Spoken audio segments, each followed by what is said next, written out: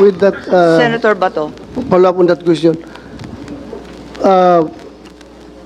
Ito, very clear yung sagot mo dito eh. Do not know.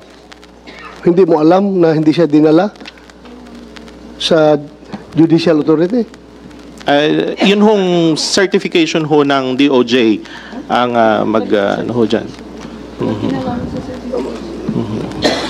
Sige ka-insist nung certification ng DOJ. At tanong dito, competent judicial authority.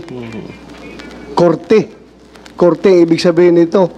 So alam mo ba na dinala sa korte o hindi? RTC Pasay or RTC Paranaque? Hindi ko po alam. Hindi mo alam? Hindi mo alam? Alay, kasi yung magkasama tinatanong... kayo, Hindi, kaya nandun ka, di ba? Sabi mo, ikaw nag-converse eh. Ang ano ko nga po dyan yung certification niya. Ngayon, yung Wala naman to kinalaman sa certification. Dinala ba